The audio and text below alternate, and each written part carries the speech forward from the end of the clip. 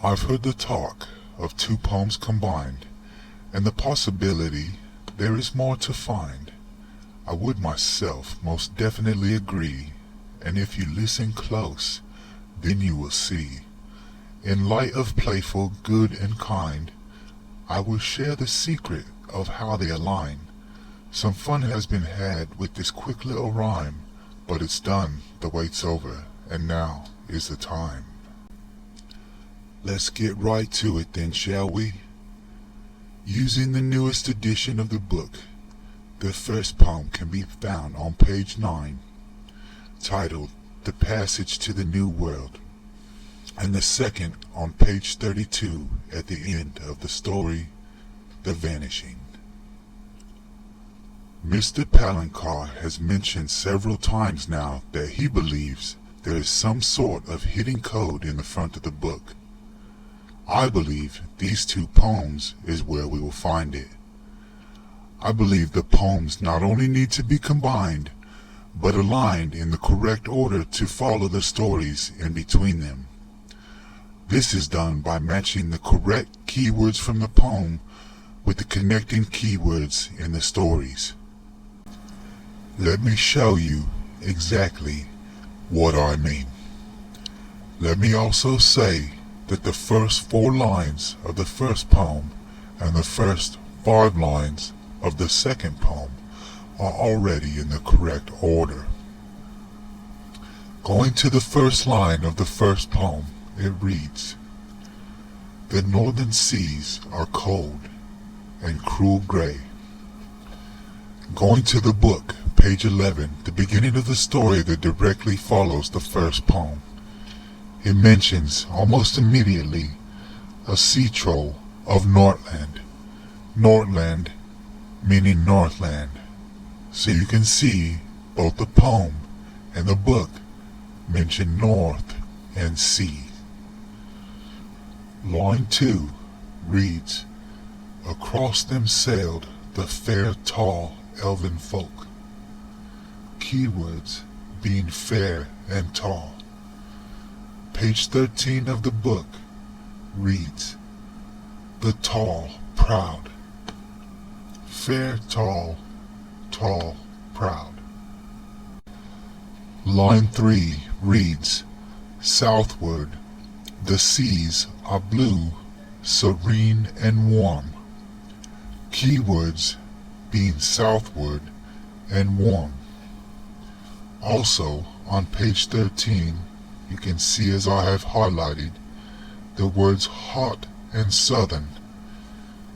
Southward and warm, hot and southern.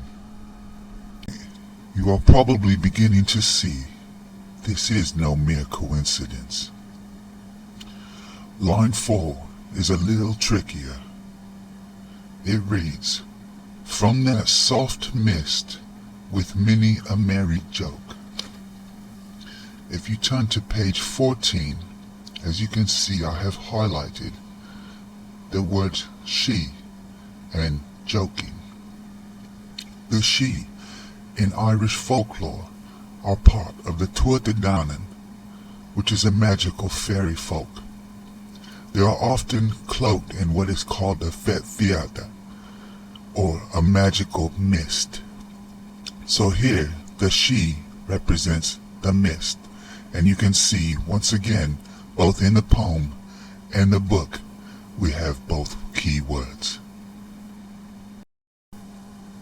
Now that we have identified the correct formula we need to use to realign the two poems, let me show you both of them with all the keywords highlighted. Also, they are numbered in order of appearance in the stories. The other pages with connecting keywords are page 16, page 17,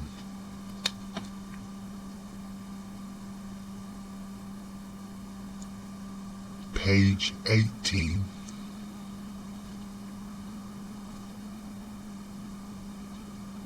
page 23,